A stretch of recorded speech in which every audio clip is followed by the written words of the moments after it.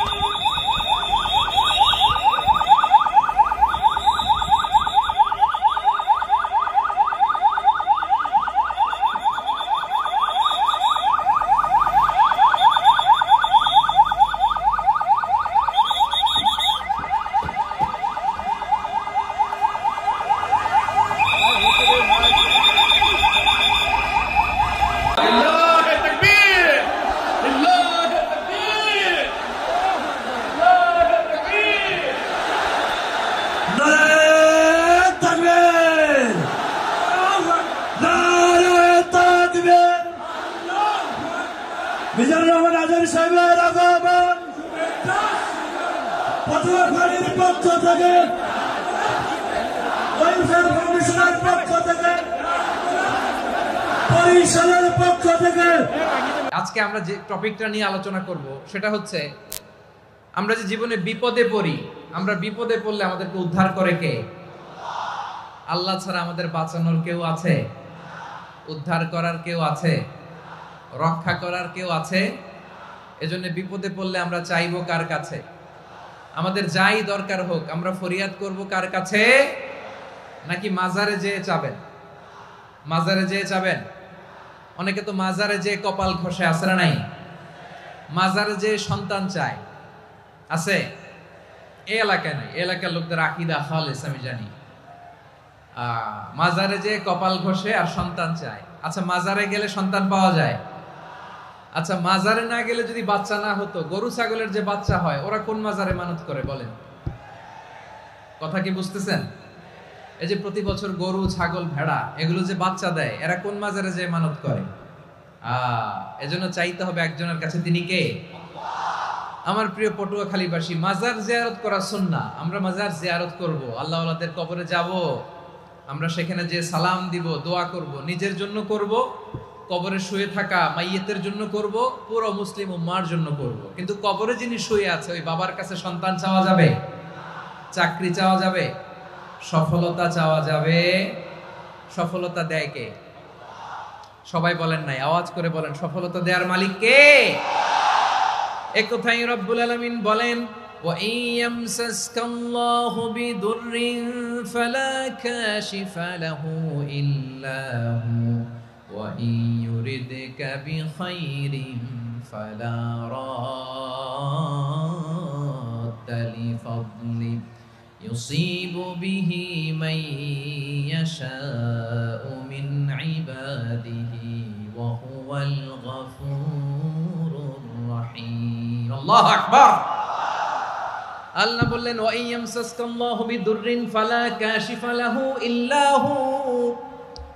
আল্লাহ যদি তোমাকে কোনো বিপদ স্পর্শ করায়, আল্লাহ যদি তোমারে কোনো বিপদে ফেলে দেয়, ওই বিপদ থেকে উদ্ধার করার তিনি ছাড়া আর কেউ নাই। জোরে বলেন ঠিক কিনা? তিনি যদি কোনো বিপদে ফেলেন, তিনি ছাড়া বিপদ থেকে উদ্ধার করার কেউ নাই। আর তিনি যদি তোমার প্রতি কোনো অনুগ্রহ করতে চান, ওই অনুগ্রহ ঠেকিয়ে দেওয়ার ক্ষমতাও কারো নাই। আল্লাহ যদি আপনার সফলতা দিতে চায়, পৃথিবীর কোনো শক্তি ওই সফলতাকে থামাতে পারে? এজন্য আল্লাহ বললেন, খবরদার, চিন্তা আকীদা খালিস করে নাও। ওয়া ইয়ামসাসকাল্লাহু বিদুররিন ফালা কাশিফা লাহু ইল্লা হু। আল্লাহ বিপদে ফেললে বিপদ থেকে উদ্ধার করার কেউ থাকে না। আর আল্লাহ যদি তোমার প্রতি দয়া দেখাতে চান, অনুগ্রহ করতে চান, ওই অনুগ্রহকে প্রতিরোধ করার মতো ক্ষমতা কারো নাই। তিনি তার বান্দাদের মধ্য থেকে যাকে ইচ্ছা তাকে দেন, যত ইচ্ছা তত দেন। তিনি ক্ষমাশীল, তিনি মেহেরবান। সুবহানাল্লাহ।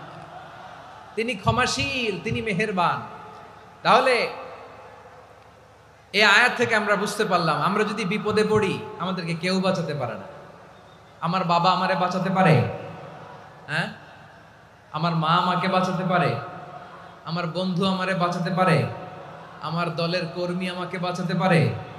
আমার পীর সাহেব আমারে বাঁচাতে পারে? আমার পটুয়াখালীর ভাইয়েরা খেয়াল রাখবেন, বাঁচাতে পারে এক মহান সত্তা, উদ্ধার করতে পারে এক মহান সত্তা। চিৎকার করে বলুন, তিনি কে? আবার আল্লাহ বললেন, আম্মাই ইউজিবুল মুত্তাররা ইযা দাআহু ওয়া ইয়াকশিফুস সুআ ওয়া ইয়াজআলুকুম খুলাফাআল আরদ আইলাহুম মা'আল্লাহ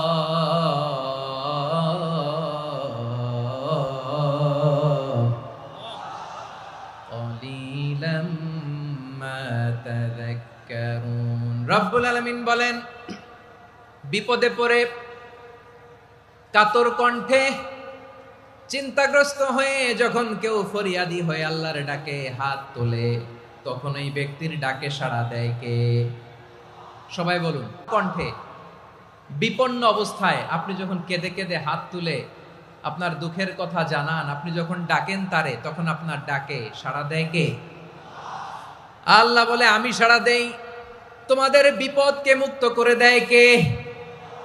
ওই আল্লাহর সাথে কোন উপাস্য আছে নাকি? কিন্তু খুব অল্প সংখ্যক লোকই তোমরা উপদেশ গ্রহণ করো। কথাটা কার?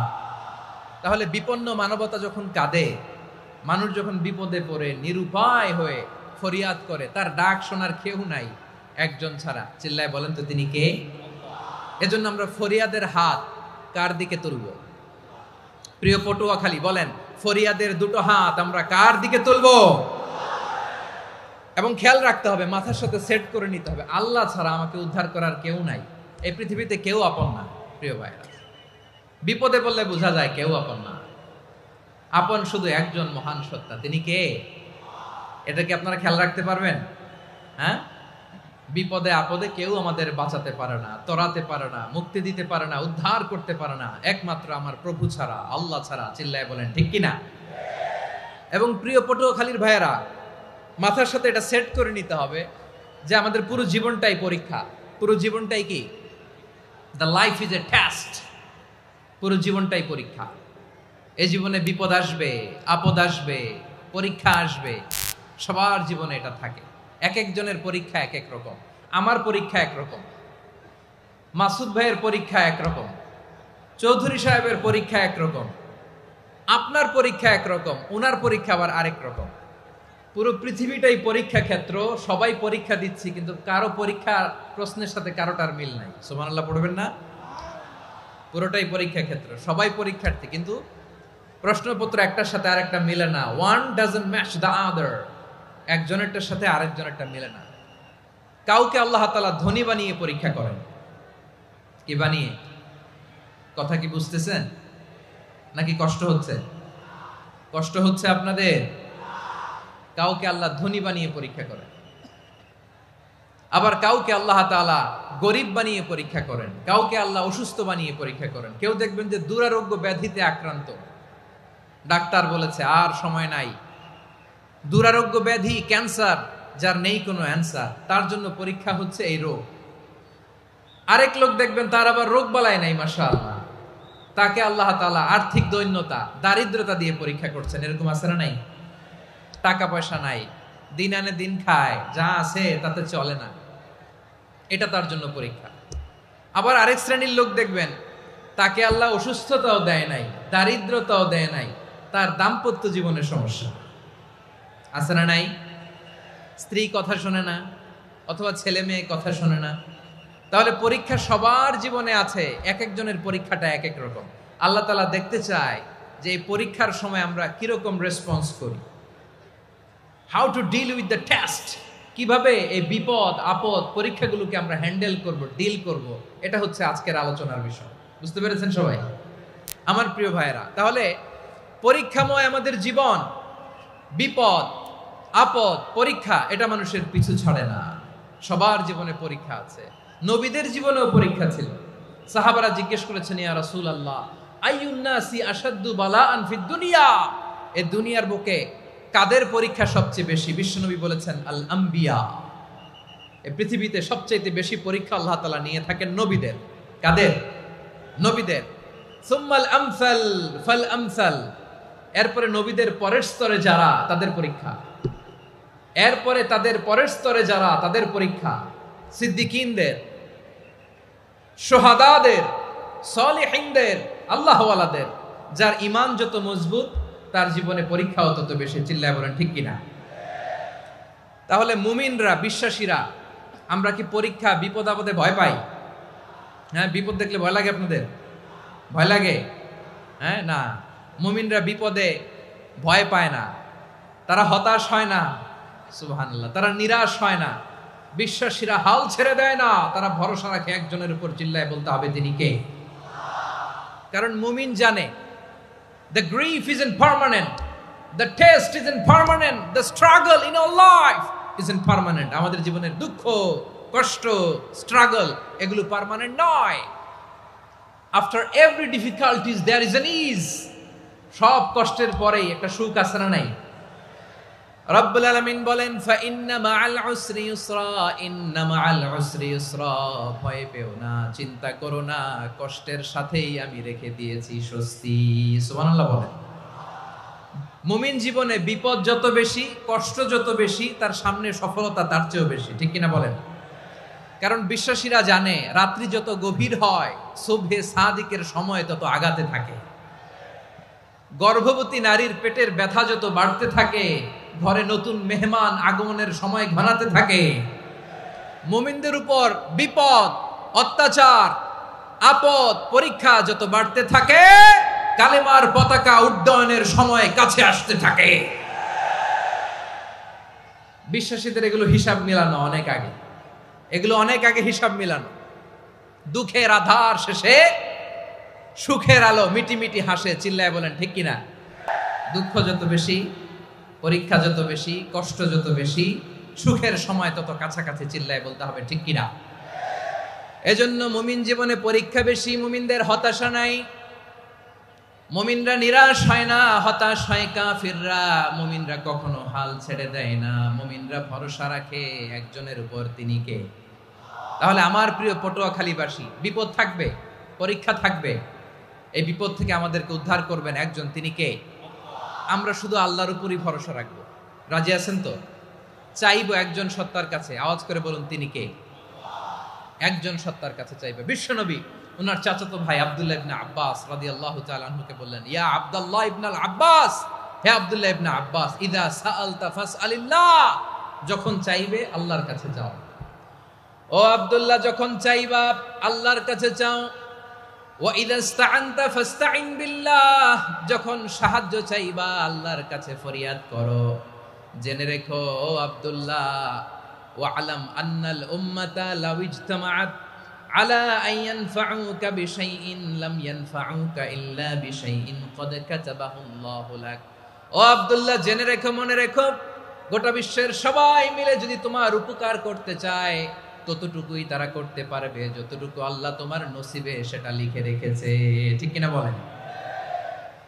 আর যদি গোটা বিশ্বের সবাই মিলে তোমার বিরুদ্ধে কনস্পাইরেসি করে, ষড়যন্ত্র করে, গোটা বিশ্বের সবাই মিলেও যদি তোমার ক্ষতি করতে চায় ততটুকুই শুধু পারবে যেটা আল্লাহ তোমার জন্য বরাদ্দ রেখেছে।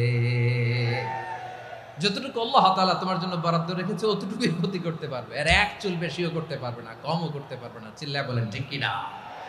এজন্য আমরা চাইবো কার কাছে? সবাই বলেন নাই, আওয়াজ করে বলেন, কার কাছে? সব সময় আমরা আল্লাহর কাছে চাইবো, বিপদে আপদে, সুখে দুঃখে, সচ্ছল অবস্থায় অসচ্ছল অবস্থায়, পরাজয়ের সময় বিজয়ের সময়, সব সময় আমরা ভরসা রাখবো কার উপর? সবাই বলুন। একদল লোক আছে যারা বিপদে পড়লে আল্লাহরে ডাকে, আছে না নাই? পটুয়াখালীতে মাশাআল্লাহ নাই। বিপদ আসলে আল্লাহরে ডাকে, বিপদ নাই আল্লাহও নাই। বিপদে পড়লে নামাজ পড়ে, বিপদও নাই নামাজও নাই। বিপদে পড়লে জিকির করে, বিপদ যখন চলে যায় ওদের জিকিরও বন্ধ হয়ে যায়। এরকম আছে না নাই? কিছু লোক দেখবেন পরীক্ষা আসলে নামাজ পড়ে, আছে আছে? জেনজি আওয়াজ করো, এরকম আছে? এই কমন পড়ে গেছে, কমন পড়ছে। দেখবেন পরীক্ষার সময় নামাজ পড়ে, পরীক্ষাও নাই নামাজও আছে। এরকম কিছু লোক আছে অসুস্থ হলে আল্লাহরে বড্ড ভালোবাসে, আল্লাহরে খুব ডাকে। অসুস্থ হইলে অসুস্থতাও নাই, আল্লাহ স্মরণও নাই। দেখবেন কিছু লোক নির্বাচন আসলে খুব আল্লাহ আল্লাহ হয়ে যায়, তখন দেখবেন মাথার মধ্যে হেজাব লাগায়, পাঞ্জাবি লাগায়, আল্লাহ আল্লাহ হয়ে যায়। নির্বাচনও নাই, এরপরে আল্লাহর কথাও নাই। আছে না নাই? না, এরকম হওয়া যাবে না। সব সময় আমরা আল্লাহরে ডাকবো, বিপদে আপদে সব সময় ভরসা রাখবো আমরা একজনের উপর। আওয়াজ করে বলেন, তিনি কে? এ কথায় আল্লাহ তাআলা আমাদের চোখে আঙ্গুল দিয়ে জানিয়ে দিলেন, ফাইদা রাকিবু ফিল ফুলকি দা'আবুল্লাহা মুখলিসিনা লাহুদ্দিন ফালাম্মা নাজ্জাহুম ইলাল বাররি ইযা হুম ইউশরিকুন। আল্লাহ বলে, একদল লোক আছে তারা যখন নৌযানে চড়ে, জলযানে চড়ে, সাগরের মধ্যে যখন জাহাজে চড়ে, লঞ্চে চড়ে, তারা যখন তুফানের সম্মুখীন হয় তখন তারা আল্লাহরে বড্ড বেশি ডাকে, একান্ত ভাবে ডাকে, বিশুদ্ধ চিত্তে ডাকে। আবার তুফান থেকে তাদেরকে সেফ জোনে নিয়ে, নিরাপদ জোনে নিয়ে যখন বন্দরে আমি আল্লাহ তাদেরকে ভিড়িয়ে দেই, ওই লোকগুলো আবার আমি আল্লাহর সাথে শিরিক করে। এরকম আছে না নাই? জাহাজে উঠছে, সাগরের মাঝখানে তুফান, ওই সময় দেখবেন আল্লাহ কারে কয়। এই কথা তো আপনাদেরকে বোঝানো সহজ, আপনারা তো নদীর দেশের মানুষ। লঞ্চে চড়েন নাই কারা কারা? দেখি, লঞ্চে চড়ছেন? হ্যাঁ, লঞ্চে চড়ে নাই এরকম একজনও নাই এখানে। আচ্ছা, লঞ্চে উঠছেন কে কে? দেখি, মাশাআল্লাহ মাশাআল্লাহ মাশাআল্লাহ। ঠিক আছে, আপনাদের বোঝানো সহজ। আচ্ছা, লঞ্চে উঠে তুফানের সম্মুখীন হয়েছেন, জলোচ্ছ্বাস সবাই, মাশাআল্লাহ। তো এই ওয়াজ তো আপনাদের মুখস্থ, ঠিক কিনা বলেন? আমার বলার দরকার নাই, বলেন। মাঝ নদী, তুফান, জলোচ্ছ্বাস, জলের মধ্যে উচ্ছ্বাস, ঢেউ, টর্নেডো, সাইক্লোন, মেঘের ঘনঘটা, পরিবেশ ঘুটঘুটে অন্ধকার, লঞ্চ একবার এদিকে আরেকবার ওইদিকে, ভিতরে কি অবস্থা হয় বলেন তো? হ্যাঁ, তখন মুসলিম আল্লাহর ডাকে, হিন্দু আল্লাহর ডাকে, ঠিক কিনা বলেন? আস্তিক আল্লাহর ডাকে, নাস্তিক আল্লাহর ডাকে, ঠিক কিনা?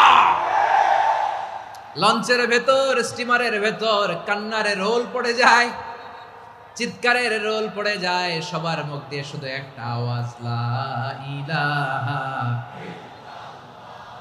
লা ইলাহা লা ইলাহা সুবহানাল্লাহ আলহামদুলিল্লাহ লা ইলাহা। আল্লাহ নামের জিকির করবে যারা, আল্লাহর কাছে প্রিয় তারা, আল্লাহর কাছে প্রিয় যারা, জান্নাতে প্রবেশ করবে তারা, জোরে লা ইলাহা লা ইলাহা ইল্লাল্লাহ লা ইলাহা ইল্লাল্লাহ মুহাম্মাদুর রাসূলুল্লাহ সাল্লাল্লাহু আলাইহি ওয়াসাল্লাম। আমার প্রিয় পটুয়াখালীবাসী, তাহলে লঞ্চের ভেতরে যখন আমরা তুফানের মধ্যে পড়ি, তখন সবাই মিলে আমরা একটা নামের জিকির করি। নামটা কার? মুসলমানেরাও ডাকে, হিন্দুরাও ডাকে, আস্তিকও ডাকে, নাস্তিকও ডাকে, সবাই ডাকে একজনকে, তিনি কে? আবার দেখবেন ওই আল্লাহ তুফানের পরে, ঝড়ের পরে ওই লঞ্চটাকে যখন সদর ঘাটে ফিরিয়ে দেয়, আবার আমরা নাফরমানি শুরু করে দেই। সে কোথায় আল্লাহ বললেন, ফাইদা রাকিবু ফিল ফুলকি দা'আউল্লাহ মুখলিসিনা লাহুদ্দিন ফালাম্মা নাজ্জাহুম ইলাল বাররি ইযা হুম ইউশরিকুন। সাগরে যখন তুফানে পড়ে আমি আল্লাহর ডাকে, আবার আমি আল্লাহ যখন বাঁচিয়ে দেই, আবার আমি আল্লাহর সাথে শিরিক শুরু করে, আমরা কি এরকম হতে চাই নাকি? এরকম করবেন? হ্যাঁ না, আমরা তুফানে পড়লেও আল্লাহরে ডাকি, আবার বাঁচায় দেওয়ার পরেও ডাকি কারে? আল্লাহকেই ডাকি। বিমানের মধ্যে মাঝে মাঝে দেখবেন যে এয়ার টার্বুলেন্স হয়, জানেন? এয়ার টার্বুলেন্স জানেন তো? মাঝে মাঝে বিমানটা বাউন্সিং করে, বাম্পি, ভেরি বাম্পি ওয়েদার। শোনেন নাই? 40,000 ফিট উপরে যখন থাকে, তখন পাইলট মাঝে মাঝে বলে, dear passengers, ladies and gentleman, right now we are flying 40,000 feet above the ground and we are passing very air turbulence, very heavy air turbulence right now. Please fasten your seat belt. দেখবেন মাঝে মাঝে বলে যে, ভদ্র মহিলা, ভদ্র মহোদয়গণ, আমরা 40,000 ফিট উপর দিয়ে যাচ্ছি আর এয়ার টার্বুলেন্স ফেস করছি, মেহেরবানি করে আল্লাহর হস্তে সিট বেল্ট বাঁধুন। তখন বিমানটা এরকম বাউন্সিং করে, শেকিং করে। আপনারা মুখোমুখি হয়েছেন? ইদানিং এই এয়ার টার্বুলেন্স বেড়ে গিয়েছে। গত বছর আমার ইন্টারন্যাশনাল অনেকগুলো ফ্লাইট ছিল, তো আমি দেখলাম যে আগের ফ্লাইটগুলোর তুলনায় এখন এয়ার টার্বুলেন্স খুব বেশি। আমি একটু রিসার্চ করে দেখলাম, ক্লাইমেট চেঞ্জের কারণে, জলবায়ু পরিবর্তনের কারণে আকাশের বাতাসের মুভমেন্টে পরিবর্তন হয়েছে, ফলে এখন বিমান শেকিং করে বেশি, বাউন্সিং, বাম্পি ওয়েদার। তো বলেন তো, 40,000 ফিট উপরে যখন আপনি, কয় হাজার ফিট? সবাই বলুন, কয় হাজার ফিট? 40,000 ফিট উপরে যখন আপনি, তখন যখন বিমানটা এরকম বাউন্সিং করে, সবাই যখন ভমিটিং করে বিমান নষ্ট করে দেয়, বমি করে, তখন বাঁচানোর কে আছে আল্লাহ ছাড়া? কেউ আছে? ওই মুহূর্তেও সবাই মিলে একজনের ডাকে আওয়াজ করে বলেন, তিনি কে? মাঝে মাঝে কিছু সোশ্যাল মিডিয়ায় কিছু ভিডিও পাওয়া যায় যে হেভি যখন এয়ার টার্বুলেন্স হয়, 10 সেকেন্ড 15 সেকেন্ডের কিছু ভিডিও পাওয়া যায়, বিমানটা এরকম বাউন্সিং করছে, বাম্পি ওয়েদার, কাঁপছে, মানুষগুলো বমি করছে, অক্সিজেন মাস্কগুলো সব ঝুলে পড়েছে, বিমানটা শুধু কাঁপছে। তখন দেখবেন বিমানের ভেতরেও এরকম লঞ্চের মতো চিৎকার আছে না নাই? বিমানের ভেতরেও তখন চিৎকার। গত বছর হিথ্রো এয়ারপোর্ট থেকে সিঙ্গাপুর এয়ারলাইন্সের একটা ফ্লাইট হিথ্রো টু চাঙ্গি একটা ফ্লাইটে এমন বেশি এয়ার টার্বুলেন্সের শিকার হয়েছিল ওই এয়ারক্রাফটটা, 33 জন যাত্রী সেখানে আহত হয়েছে, একজন যাত্রী নিহত হয়েছে। কেবিন ক্রুজ, এয়ার হোস্টেস যারা আছে, একজনের নাক ফেটে, চোখ ফেটে, কপাল ফেটে, ব্লিডিং হয়ে শয়লা। প্রিয় ভাইয়েরা, 40,000 ফিট উপরে বিমানটা যখন কাঁপবে, তখন আমাদেরকে আল্লাহ ছাড়া আর কেউ বাঁচানোর আছে? এত আস্তে বললে হবে? ওই কঠিন মুহূর্তে আমার বাবা আমারে বাঁচাতে পারে, আমার বন্ধু আমারে বাঁচাতে পারে। এই গ্রাউন্ডে, জমিনের বুকে আমার প্রোটোকল, আমার ক্ষমতা, আমার দাম্ভিকতা, কোনো কিছু আমারে বাঁচাতে পারে একজন ছাড়া। চিল্লায় বলতে হবে, তিনি কে? সে আল্লাহ। বললেন, গোলাম, আমি বিপদের সময় ঠিকই তোমাদের বাঁচিয়ে দেই। ওই বিমানের ভেতরে 40,000 ফিট উপরে যখন তোমরা এয়ার টার্বুলেন্সের শিকার হও, তখন নাস্তিকও আল্লাহরে ডাকে, হিন্দু আল্লাহরে ডাকে। জোরে বলেন ঠিক কিনা? আবার বিমানটা যখন শান্ত হয়ে যায়, একটু পরেই বিমানের স্ক্রিনের মধ্যে হিন্দি সিনেমা খোঁজে। বিমানের স্ক্রিনে কিন্তু বিশাল ওখানে আফলাম ফিল্মের একেবারে বোঝাই করা। বিমানটা শান্ত হলে আবার হিন্দি সিনেমা দেখা শুরু করে। একটু আগে ডাকছিল কারে? দেখবেন বাংলাদেশে আমাদের ক্রিকেটাররা যখন অন্য কোনো দেশের সাথে খেলে, অনেক সময় এমন হয়, বল বাকি একটা, রান দরকার 6টা। বল বাকি কয়টা? পটুয়াখালী বুঝে নাই বোধহয়। বল বাকি কয়টা? রান দরকার। আপনি দেখবেন ক্যামেরাম্যান তখন গ্যালারিতে খালি দেখায় দর্শকদের যে কি অস্থিরতা। হিপ হপ স্টাইলের মেয়েটা, যে মেয়েটার ওড়না এতক্ষণ ছিল গলায়, এতক্ষণ কই ছিল, ওই মেয়েটা দেখবেন ওড়নাটা টেনে মাথায় দিয়ে এরকম মুনাজাত ধরতেছে, আল্লাহ আল্লাহ, একটা ছক্কা, আল্লাহ আল্লাহ, আমার লাল সবুজের পতাকারে তুমি অপমানিত কইরো না আল্লাহ, ইন্ডিয়ার সাথে আমাদের খেলা, আল্লাহ আল্লাহ, একটা ছক্কা, একটা। পুরো খেলা জুড়ে এই মেয়ের ওড়না ছিল গলায়, কিন্তু যখন 1 বলে 6 রান দরকার, ওড়না চলে আসছে কোথায়? মাথায়। আবার মুনাজাত আছে না নাই? ঠিকই বাংলাদেশের দামাল ছেলে এমন এক শট মারলো, বল চলে গেল স্টেডিয়ামের বাইরে, ছক্কা, জিতে গেলাম আমরা। পুরো স্টেডিয়াম জুড়ে চিৎকার, হই হুল্লোড়, মৌজ মাস্তি। যেই মেয়েটা মাথার মধ্যে ওড়না দিয়ে এতক্ষণ সুবহানাল্লাহ সুবহানাল্লাহ বলে আল্লাহর কাছে দোয়া করেছে, ওই মেয়ে এখন আবার ওড়না ফেলে দিয়ে নাচা শুরু করে দিয়েছে।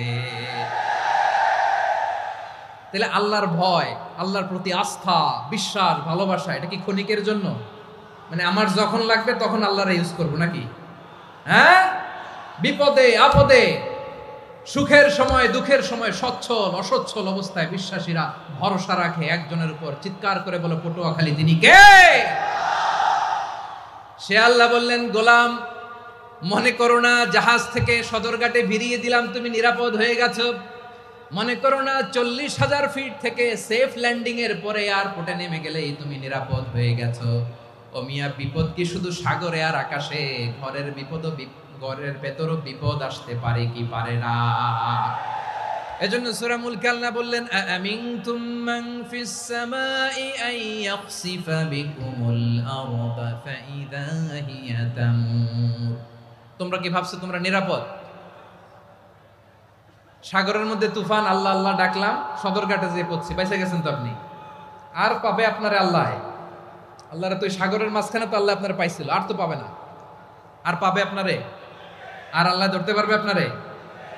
ঘরের ভেতরও বিপদ দিয়ে আটকাতে পারে কে? 5 স্টার 7 স্টার হোটেলের ভেতরও আমাকে বিপদের মধ্যে ফেলে দিতে পারেন কে? আল্লাহ বললেন, তোমরা কি ভেবেছো তোমরা নিরাপদ? আমি চাইলে ল্যান্ডস্লাইডস, ভূমি ধস দিয়ে 1 লক্ষ 1 মুহূর্তে নিয়ে যেতে পারি। এক সুনামি দিয়ে থাপ্পড় মেরে 3 লক্ষ সাগরের ভেতরে ঢুকায় দিতে পারি। 1 সেকেন্ডও লাগে না আমার। أم أمنتم من في السماء أن يرسل عليكم হাসিবা ফাসাতা'লামুনা কাইফা নাযীর। আল্লাহ চাইলে আকাশ থেকে পাথর বৃষ্টি নাজিল করতে পারেন কি পারেন না? এই মুহূর্তে এখানে ভূমিকম্প দিতে পারেন কি পারেন না? আচ্ছা, ভূমিকম্প যখন হয় আমাদের কারো হুঁশ থাকে? আপনি মনে করছেন আমরা সাধারণ মানুষ, আমরা দৌড় দেই, আর প্রেসিডেন্ট প্রধানমন্ত্রী ওনারা বুঝি খাটে শুয়ে থাকে? কথা বুঝে নাই বোধহয়। ভূমিকম্প, আর্থকোয়েক যদি হয়, বাঁচার জন্য আমরা কি করি? হয় খাটের তলায়, ডাইনিং টেবিলের নিচে, উপরে শক্ত কিছু আছে এটার নিচে, অথবা ঘর থুইয়া দেও দৌড়। তো প্রধানমন্ত্রী উনি কি করে? প্রেসিডেন্ট উনি কি করে? হ্যাঁ, উনি খাটের মধ্যে যে শুয়ে থাকে নাকি? উনিও দৌড়, সাধারণ মানুষও দৌড়, প্রধানমন্ত্রীও দৌড়, বাড়িওয়ালাও দৌড়, ভাড়াটিয়াও দৌড়, সবাই দৌড়। নাকি ভাড়াটিয়ারা বাড়ি থুইয়া দৌড়, বাড়িওয়ালারা আর বেরোয় না? এরকম না। তাহলে যে কোনো মুহূর্তে ভূমিকম্প দিয়ে নাস্তানাবুদ করতে পারে কে? আমার প্রিয় ভাইয়েরা, আমরা নিরাপদ নই, আমরা তার দয়ায় বেঁচে আছি। কার দয়ায়? এজন্য আল্লাহ বললেন, গোলাম, যে কোনো মুহূর্তে বিপদ দিয়ে তোমাদেরকে নাস্তানাবুদ করতে পারি। বিশ্বাসী বলে যদি নিজেকে দাবি করো, সব সময় ডাকতে হবে একজন সত্তাকে। বলেন তিনি কে? এই কথা ক্লিয়ার? এই সবগুলো উদাহরণ শেষে সবার কাছে ক্লিয়ার হয়েছে না যে বিপদ থেকে, আপদ থেকে, পরীক্ষা থেকে, ক্যালামিটি থেকে আমাদেরকে কেউ বাঁচাতে পারে না একজন সত্তা ছাড়া। আবারও বলেন তো তিনি কে? ক্লিয়ার? হ্যাঁ, সবাই বুঝতে পারছেন? আচ্ছা, এবার আমরা দেখি বিষ্ণু ইসা ইসলামের জীবনে বিপদ আপদ ছিল কিনা। উনি বিপদ আসলে কিভাবে ডিল করতেন, বিপদ আসলে কোন দোয়া পড়তে হয়, কিভাবে ফরিয়াদের হাত উত্তোলন করতে হয়, কিভাবে রবের দরবারে নতজানু হয়ে ফরিয়াদ করতে হয়, এটা জানার দরকার আছে না নাই? আসুন আমরা বিশ্বনবীর জীবনী থেকে দেখি বিপদ আসলে উনি কি করতেন। বিপদ আসলেই প্রথমে বিশ্বনবী সাল্লাল্লাহু আলাইহি ওয়াসাল্লাম একটা দোয়া পড়তেন। কি পড়তেন? তিনি পড়তেন, ইন্না লিল্লাহি ওয়া ইন্না ইলাইহি রাজিউন। নিশ্চয় আমরা আল্লাহর জন্য, নিশ্চয় আমরা কার দিকে ফিরবো ভাই? আবার কার দিকে ফিরবো? আওয়াজ করে বলুন তো, আমরা এসেছি কার কাছ থেকে, আবারও ফিরে যাব কার কাছে? এজন্য বিশ্বনবী পড়ছেন, ইন্না লিল্লাহি ওয়া ইন্না ইলাইহি রাজিউন। নিশ্চয় আল্লাহর জন্য, ওই আল্লাহর দিকেই আমরা ফিরে যাব। তারপরে বিশ্বনবী পড়তেন, আল্লাহুম্মা আজুরনি ফি মুসিবাতি ওয়াখলুফ লি খায়রাম মিনহা। একসাথে প্রথমে পড়তেন ইন্না লিল্লাহি ওয়া ইন্না ইলাইহি রাজিউন, তারপর পড়তেন আল্লাহুম্মা আজুরনি ফি মুসিবাতি ওয়াখলুফ লি খায়রাম মিনহা। মানে আল্লাহ, এই যে আমি বিপদে ধৈর্য ধারণ করলাম, এটার সব তুমি আমারে দাও, আর যেটা হারালাম এর চেয়ে ভালো কিছু দিয়ে মেকআপ করে দিও, ভালো কিছু দিয়ে বদল করে দিও। সুবহানাল্লাহ পড়েন। তাহলে বিপদ আসলে আমরা কি পড়ব? কথা বলেন। এই যে আমি শুয়েছিলাম, নাশিদ গাচ্ছিল ওরা, এদেশে পরস্পরে দেখা হলে দেয় সালাম, এদেশে আমজনতার হৃদয় জুড়ে পাকালাম, এদেশে বিপদ এলে সর্বজনে সর্বক্ষণে দোয়া পড়ে ইন্না লিল্লাহ। কি পড়ে? সুবহানাল্লাহ সুবহানাল্লাহ সুবহানাল্লাহ সুবহানাল্লাহ। এদেশে আজান শুনে সূর্য ওঠে শহর গ্রামে, এদেশে আজান শুনে সূর্য ডুবে সন্ধ্যা নামে, এদেশে সকল কাজে সবাই বলে বিসমিল্লাহ, এদেশে ভালো কিছু দেখে শুনে হাসি মুখে সবাই বলে মাশা আল্লাহ। সুবহানাল্লাহ পড়েন। তাহলে বিপদ এলে আমরা কি পড়ি? কথা বুঝলে সবাই উত্তর দিতে হবে, বিপদ এলে কি পড়ি? তাহলে বিপদ এলেই আমরা এখন থেকে ইন্না লিল্লাহ পড়বো, নাকি হাই হুতাশ করবেন? একদল আছে হাই হুতাশ করে, হায় আল্লাহ রে, মোর কি হইল রে, মুই কি হরমু রে, মুই কমবে জামু রে, আছে না নাই? এরকম বিলাপ করতে নিষেধ করেছেন বিশ্বনবী। কি করব, কই যাব, কি হবে, হায় হায়, এরকম হাহুতাশ আছে না নাই? বিশ্বাসীরা হাহুতাশ করে না, তারা ইন্না লিল্লাহ পড়ে। কি পড়ে মনে থাকবে? আমরা পড়বো ইন্না লিল্লাহি ওয়া ইন্না ইলাইহি রাজিউন। নিশ্চয়ই আমরা আল্লাহর জন্য, আমরা আল্লাহর দিকেই ফিরে যাব। এরপর পড়বো আল্লাহুম্মা আজুরনি ফি মুসিবাতি ওয়াখলুফ লি খায়রাম মিনহা। আল্লাহ, আমি যে বিপদে ধৈর্য ধারণ করলাম এটার সওয়াব দিও, আর যা হারালাম তার চেয়ে ভালো কিছু দিয়ে বদল করে দিও। সুবহানাল্লাহ পড়েন। বিশ্বনবীর হাদিস শুনলেন উম্মে সালামা রাদিয়াল্লাহু তাআলা আনহা। ওনার স্বামী হলো আবু সালামা। মজার ঘটনা খেয়াল করে শুনেন আমার প্রিয় কলিজার টুকরা ভাইয়েরা। কানগুলো খরগোশের কানের মতো খাড়া করে আমার দিকে তাকান। সাইয়্যিদাতুনা উম্মে সালামা রাদিয়াল্লাহু তাআলা আনহা, ওনার স্বামীর নাম আবু সালামা। শ্রেষ্ঠ দম্পতি, শ্রেষ্ঠ ফ্যামিলি। প্রথমে হিজরত করেছিলেন হাবাসায়, পরে হিজরত করেছেন মদিনায়। উহুদ যুদ্ধের পরে ওনার স্বামী আবু সালামা ইন্তেকাল করলো, শহীদ হলো। সুবহানাল্লাহ পড়েন। যখন আবু সালামা ইন্তেকাল করলো, উম্মে সালামা রাদিয়াল্লাহু তাআলা আনহা কেঁদে কেঁদে হয়রান। আর নবীর শিখানো বাণী অনুযায়ী তিনি বারবার পড়ছিলেন ইন্না লিল্লাহ। কি পড়ছিলেন? জামু কি হরমু এগুলো বলে নাই, কি বলছে? ইন্না লিল্লাহ। যেহেতু বিশ্বনবী বলেছেন কেউ যদি বিপদের প্রথম ধাক্কায় পড়ে ইন্না লিল্লাহি ওয়া ইন্না ইলাইহি রাজিউন, আল্লাহুম্মা আজুরনি ফি মুসিবাতি ওয়া আখলুফ লি খায়রাম মিনহা, তাহলে এই বিপদে যে সে যা হারালো তার চেয়ে শ্রেষ্ঠ কিছু দিয়ে আল্লাহ তার বদল দিয়ে দিবে। এই হাদিস শুনে উম্মে সালামা রাদিয়াল্লাহু তাআলা আনহা ওনার প্রাণ প্রিয় স্বামী আবু সালামার ইন্তেকালের পরে চোখের পানি ছাড়ে আর পড়ে ইন্না লিল্লাহি ওয়া ইন্না ইলাইহি রাজিউন, আল্লাহুম্মা আজুরনি ফি মুসিবাতি ওয়া আখলুফ লি খায়রাম মিনহা। বারবার এই দোয়া পড়ে চোখের পানি ছাড়ে, এই দোয়া পড়ে চোখের পানি ছাড়ে। আর মনে মনে বলে আবু সালামার মতো ভালো মানুষ মদিনাতে নাই, আবু সালামার চেয়েও ভালো মানুষ মদিনাতে নাই। তার চেয়ে ভালো মানুষ কি করে আল্লাহ তাআলা আমারে দিবে? তার চেয়ে ভালো মানুষ তো আমি মদিনাতে দেখি না। চোখের পানি দিয়ে বুক ভাসায় আর নবীর হাদিসের উপর আমল করে পড়ে ইন্না লিল্লাহি ওয়া ইন্না ইলাইহি রাজিউন, ইন্না লিল্লাহি ওয়া ইন্না ইলাইহি রাজিউন। পড়তে পড়তে চোখের পানি ছাড়ে আর চিন্তা করে বিশ্বনবী বললেন এই দোয়া পড়লে যেটা হারালাম তার চেয়ে ভালো কিছু দিয়ে আল্লাহ পুরস্কার দেয়। আবু সালামার চেয়ে ভালো মানুষ মদিনার মধ্যে আর কে হতে পারে? কি আজীব তামাশা, কি অবাক করা ঘটনা। কিছুদিন পরে দেখা গেল সাইয়্যিদুল মুরসালিন রাহমাতাল লিল আলামিন স্বয়ং বিশ্ব নবী উম্মে সালামাকে বিয়ের প্রস্তাব পাঠিয়েছে। স্বয়ং বিশ্ব নবী উম্মে সালামা রাদিয়াল্লাহু তাআলা আনহাকে বিয়ের প্রস্তাব পাঠিয়েছেন। উনি রাজি হয়ে গেলেন, বিয়ে হয়ে গেল। উনি হয়ে গেলেন উম্মুল মুমিনিন, আমাদের মা, পুরো মুসলিম উম্মার মা। চিৎকার করে বলেন আল্লাহু আকবার। তাহলে আমার প্রাণ প্রিয় ভাইয়েরা, বিপদে পড়লে আমরা পড়বো ইন্না লিল্লাহি ওয়া ইন্না ইলাইহি রাজিউন, আল্লাহুম্মা আজুরনি ফি মুসিবাতি ওয়া আখলুফ লি খায়রাম মিনহা। পড়বেন? পড়বেন না? যারা যারা বিপদ আসলে এই দোয়াটা পড়বেন এখন থেকে আওয়াজ করে ইনশাআল্লাহ বলেন। যা হারাইছেন তার চেয়ে শ্রেষ্ঠ জিনিস দিয়ে বদলা দিবে কে? বিশ্বাস হয়? একটু সন্দেহ লাগে মনে হয়, একটু সন্দেহ আছে? যাদের বিশ্বাস হবে তাদের কি আল্লাহ উত্তম বদলা দিবে, ঠিক কিনা বলেন? তাহলে বিপদে পড়লেই প্রথমে আমরা এটা পড়ব। দোয়াগুলো যদি এখন মুখস্থ না হয়, এই যে রেকর্ডিং হচ্ছে পেয়ে যাবেন, কালকেই পেয়ে যাবেন। শুনে শুনে মুখস্থ করবেন। আমার মায়েরা, আমার বোনেরা, আপনাদের জন্য 3টি মাঠের অ্যারেঞ্জমেন্ট করা হয়েছে, আমি জানি। আপনারাও এই দোয়াগুলো পড়বেন, আপনার স্বামীকে শেখাবেন, সন্তানকে শেখাবেন, আপনার পুরো পরিবারটাকে জান্নাতের টুকরো বানিয়ে দিবে কে? তাহলে বিপদ আসলে প্রথমে কি পড়তে হবে এটা জেনে গেলাম। এরপরে বিপদ আসলে নিজেকে কি করে আল্লাহর কাছে সঁপে দিতে হয় এটাও জানার দরকার আছে না নাই? বিপদে প্রথমে ইন্না লিল্লাহ পড়লাম, ধৈর্য ধারণ করলাম, বিপদ থেকে উদ্ধারের সর্বোচ্চ চেষ্টা করলাম।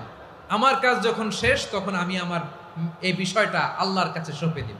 কার কাছে সুপর্দ করব? কার কাছে? বিপদে বললে কেমন করে নিজেকে আল্লাহর কাছে সঁপে দিতে হয় আসুন সাইয়েদনা ইব্রাহিম আলাইহিস সালামের জীবনী থেকে জানি। আল্লাহর খলিল ইব্রাহিম আলাইহিস সালাম আমাদের মতো সমাজ ব্যবস্থা পায় নাই। আমরা জন্মের পরে আমাদের কানের ভেতরে আজান দিয়েছে কে? একামত দিয়েছে কে? আমাদের বাপদাদারা আমাদের কানে আজান দিয়েছে কি? দেয় নাই। আমাদের জন্মের পরেই তো আজান, একামত, বাড়ির পাশে মসজিদ, প্রতিদিন আজান, জুমার খুতবা, প্রতি মাসে মাসে তাফসিরুল কোরআন মাহফিল, মসজিদ, মিনারা, অভাব নাই, ঠিক কিনা বলেন? আপনি যেই সুন্দর ইসলামিক এনভায়রনমেন্ট পেয়েছেন, আমাদের ইব্রাহিম খলিল উনিও কি এরকম পেয়েছিলেন? হ্যাঁ, উনি জন্মের পর পরে ওনার কানে আজান দিছে কেউ? আমার প্রিয় ভাইরা, আগা গোড়া একটা শিরকি পরিবেশ উনি জন্মগ্রহণ করেছেন। উনি ছাড়া ওই তল্লাটে একজনও আল্লাহর উপর বিশ্বাসী নাই। কল্পনা করতে পারেন? গোটা তল্লাটে, গোটা দেশে বিশ্বাসী মুমিন আল্লাহর উপর বিশ্বাস স্থাপনকারী কয়জন? সবাই বলেন কয়জন? বাকি সব মুশরিক।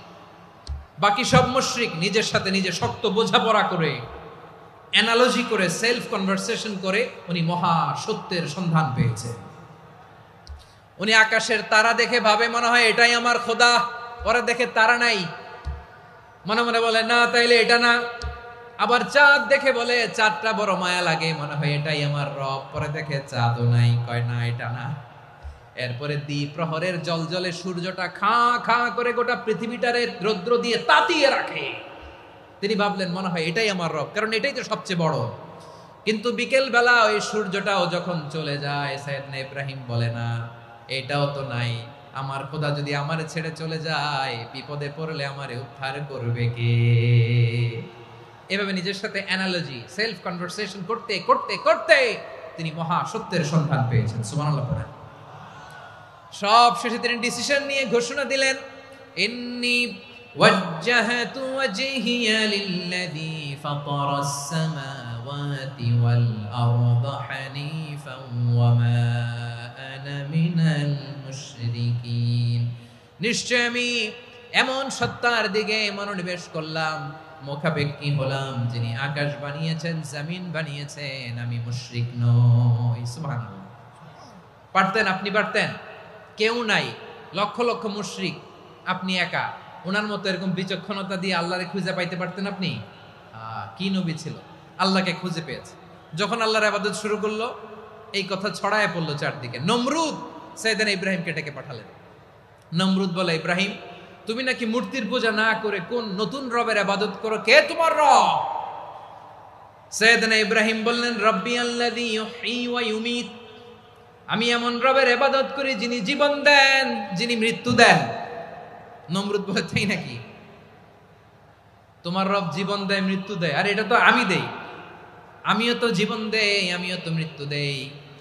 সাইয়েদনা ইব্রাহিম বললেন, কেমন করে তুমি জীবন দাও, মৃত্যু দাও, একটু দেখাও তো। নমরুদ জেলখানা থেকে দুজন কয়েদিকে ডেকে আনলো, কয়েদি এনে অর্ডার করলো, একটাকে এখনই শিরোচ্ছেদ, হেড অফ, ডেথ পেনাল্টি, মৃত্যুদণ্ড দেয়া হলো, ফিনকি দিয়ে রক্ত বেরোলো। নমরুদ বলে, দেখো দুজনকে ধরে আনলাম, একজন কয়েদিকে দিলাম ডেথ পেনাল্টি, মৃত্যুদণ্ড, ওরে মৃত্যু দিলাম, আরেকজন যে দাঁড়িয়ে আছে চাইলে ওরেও আমি মৃত্যুদণ্ড দিতে পারি, কিন্তু না, ওরে আমি দিব না, ওরে আমি বাঁচাইয়া দিলাম, ছেড়ে দিলাম, মানে জীবন দিলাম। দেখো ইব্রাহিম, তোমার চোখের সামনে একজনরে মৃত্যু দিলাম, আর একজনরে জীবন দিলাম। আপাত দৃষ্টিতে তাই তো, একজনরে তো জীবন দিল, আরেকজনরে মৃত্যু দিল। সাইয়েদনা ইব্রাহিম এবার বিপাকে পড়ে গেলেন। কিন্তু এক একজন নবীকে আল্লাহ এমন উইজডম বিচক্ষণতা দিয়ে এই জমিনে পাঠিয়েছেন, মুহূর্তের মধ্যে আল্লাহর খলিল ইব্রাহিম বললেন, ফাইন্নাল্লাহা ইয়াতি বিশ-শামসি মিনাল মাশরিকি ফাতি বিহা মিনাল মাগরিব ফাবুহিতাল্লাযী কাফার। আল্লাহর খলিল ইব্রাহিম বললেন, নমরুদ বুঝলাম তুমি জীবন দাও, মৃত্যু দাও, দেখলাম, কিন্তু আমার রব, আমার আল্লাহ প্রতিদিন সকালবেলা উষা লগ্নে ওই পূর্ব দিগন্ত থেকে সূর্যটাকে উদিত করেন, সাঁঝের বেলা, বিকেল বেলা, কুথুরি লগ্নে, সন্ধ্যা বেলা ওই দ্বিপ্রহরের জল জলে সূর্যটাকে পশ্চিম দিগন্তে ডুবিয়ে দেন। মানে সকালবেলা পূর্ব দিক থেকে উদিত করা সূর্যটাকে পশ্চিম দিকে বিকেলে তিনি ডুবিয়ে দেন। তুমি যদি পারো ওই সূর্যটাকে পশ্চিম দিক থেকে উদিত করে পূর্ব দিকে ডুবিয়ে দাও। সুবহানাল্লাহ পড়বেন না? দেখেন, ইনস্ট্যান্ট ইন্টেলেক্ট, মুহূর্তে বিচক্ষণতা, উইজডম কাকে বলে? নমরুদ পারবে? নমরুদের বাপ পারবে? ওর দাদা, ওর 14 গোষ্ঠী, গোটা বিশ্বের সব ক্ষমতাধর রাষ্ট্রনায়করা একসাথে হলে পারবে? ফাবুহিতাল্লাযী কাফার পারে নাই, ব্যর্থ হয়েছে। এবার তেলে বেগুনে জ্বলে উঠেছে, রেগে মেগে আগুন বলে, ফালকুহু ফিল জাহিম, ওর সাথে তর্ক নাই, না পেরে এবার এটারে আগুনে ফেলা। বিশাল বিশাল গাছ কেটে লাকড়ি এনে আগুনের কুণ্ডলি বানানো হলো, দাও দাও দাও দাও করে আগুন জ্বলে। আল্লাহর খলিল ইব্রাহিমকে আগুনে নিক্ষেপ করা হবে। আল্লাহর খলিল সাইয়েদনা ইব্রাহিমের হাতের মধ্যে রশি দিয়ে টাইট করে বাঁধা হলো। পায়ের মধ্যেও টাইট করে রশি দিয়ে বাঁধা হলো। আল্লাহর খলিল ইব্রাহিমকে আগুনের কুণ্ডলীর মধ্যে ফেলা হবে। ওমিয়া, আপনি যে বিপদের কারণে ভয় পান, হতাশ হন, এটা কোনো বিপদ ওনার বিপদের সামনে? পটুয়াখালী আওয়াজ করে বলুন, সৈয়দনা খলিল ইব্রাহিমের বিপদের সামনে আমাদের বিপদগুলো কোনো বিপদ? এটা কোনো বিপদই না, এটা কোনো বিপদই না। হাত পা বেঁধে টাইট করে নিক্ষেপ করা হবে, সিম্পলি ফেলা যাবে না, কারণ দাও দাও করে দ্য ব্লেজিং ফায়ার, এমন আগুনের কুণ্ডলী, কাছে যাওয়া যায় না, আগুনের উত্তাপে নিক্ষেপ করা হবে। হাতে রশি বেঁধে পায়ে রশি বেঁধে আল্লাহর খলিল ইব্রাহিম আলাইহিস সালামকে আগুনের মধ্যে নিক্ষেপ করা হবে। আহা, এটার বলে অগ্নি পরীক্ষা। উনি অগ্নি পরীক্ষার সম্মুখীন হয়েছিলেন। এজন্য কঠিন পরীক্ষাকে আমরা অগ্নি পরীক্ষার সাথে তুলনা করি, ঠিক কিনা? সাইয়েদনা জিবরাইল এসে বললেন, ও আল্লাহর খলিল, ওরা তো আপনার হাতও বেঁধে ফেললো, পাও বেঁধে ফেললো, নড়াচড়ার সুযোগ নাই, বলেন আমি জিবরিল ফেরেশতা আপনার জন্য কি করতে পারি? আল্লাহর খলিল ইব্রাহিম বলেন, ও জিবরাইল, তোমার কাছে আমার কোনো চাওয়া পাওয়া নাই। সুবহানাল্লাহ বলেন। তোমার কাছে বলার কিছু নাই, তোমার সাহায্যের আমার দরকার নাই।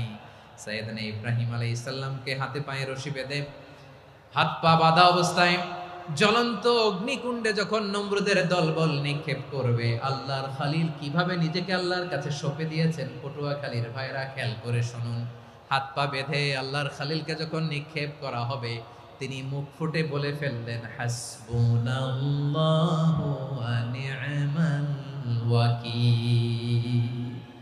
হাসবুনাল্লাহু ওয়া নি'মাল ওয়াকিল, আমার জন্য আল্লাহই যথেষ্ট,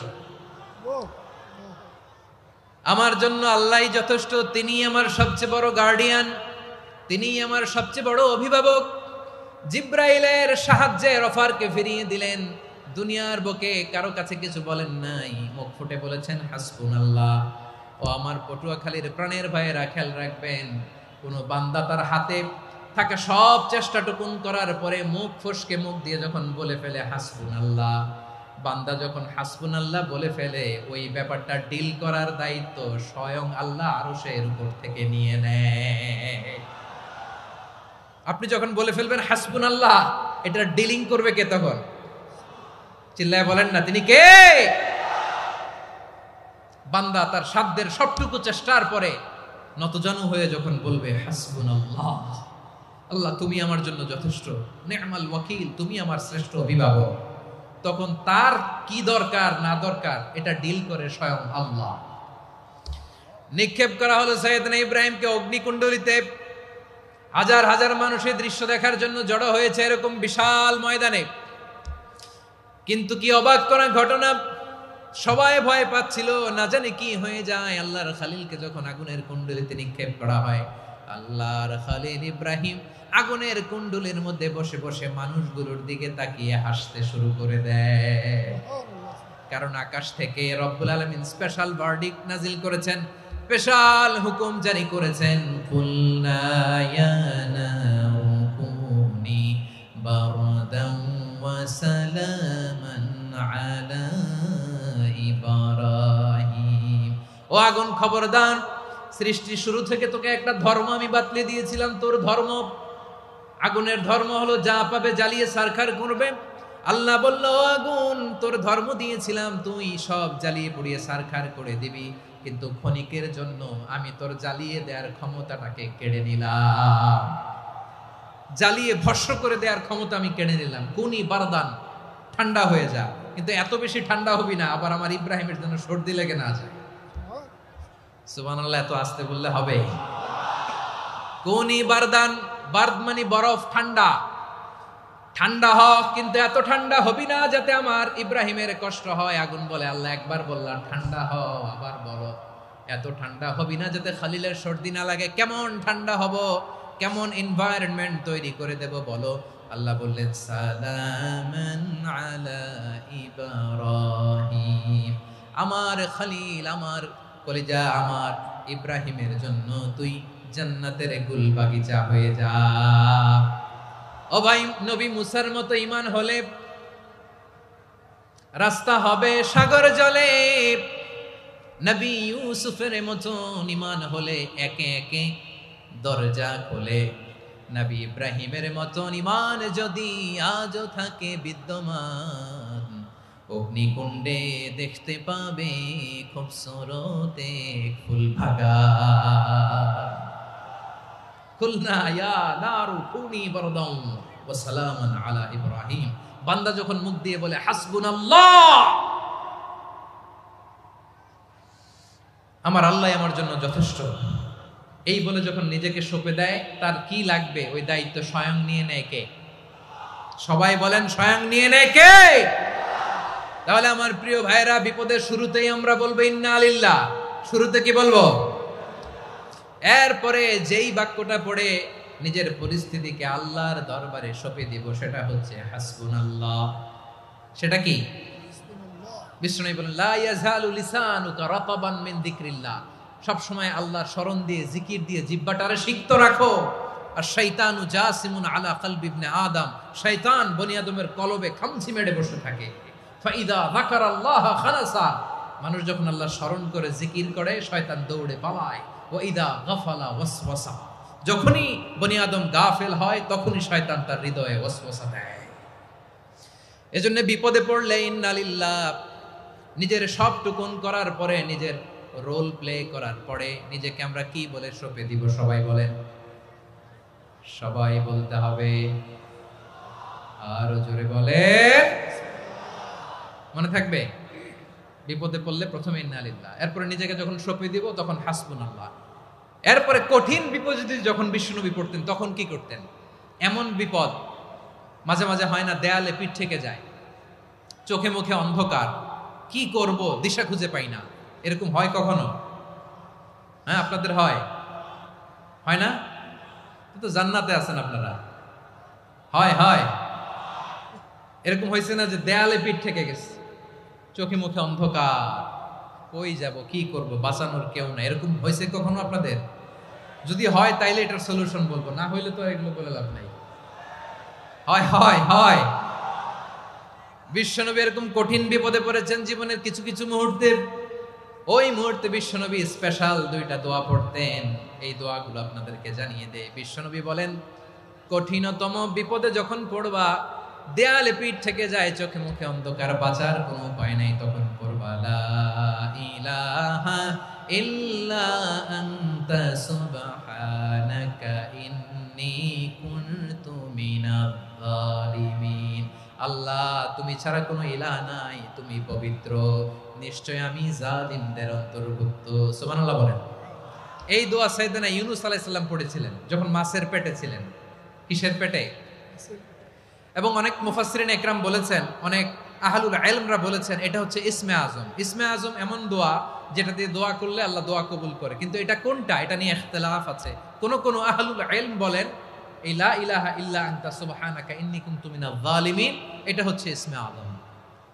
সাইয়েদনা ইউনূস আলাইহিস সালাম পড়েছেন। আপনারা পড়েননি?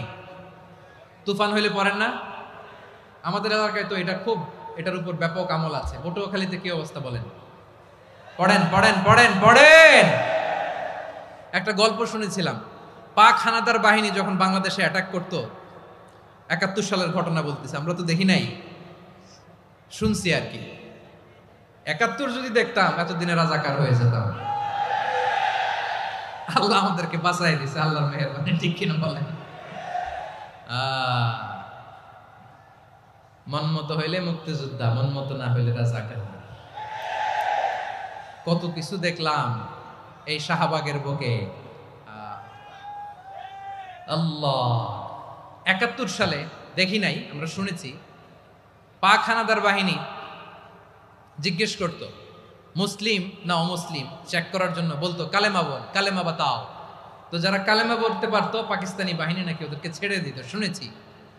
তো একজনকে, এক বাঙালিরে পেয়ে তার মাথার মধ্যে বন্দুকর নল ধরে বলতেছে কালেমা বল সালে, কালেমা বাতা, কালেমা বল। তো ভয়ের চোটে এই দোয়া পড়া শুরু করছে।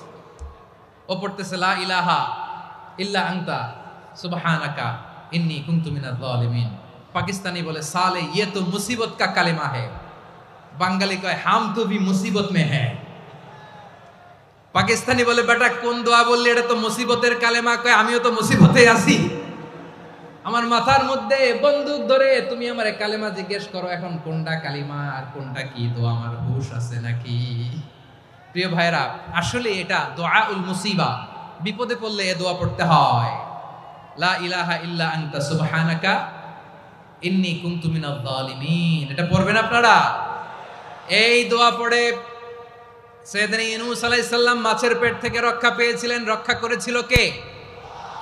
তুমি ইউনূস নবীরে যখন খাইলো মাছেতে গিলিয়া, ফেরেশতা পাঠাইয়া দিলে ইসমে আজম দিয়া, প্রাণে ছিল যাহার ভয় সেথা পাইল আশ্রয়, প্রাণে ছিল যাহার ভয় সেথা পাইল আশ্রয়, মাছের পেট হতে সে যে পেল পরিত্রাণ। আল্লাহু আল্লাহু তুমি জাল্লে জালালুহু, শেষ করা তো যায় না গে তোমার গুণগান। আল্লাহু আল্লাহু, সুবহানাল্লাহ পড়ে।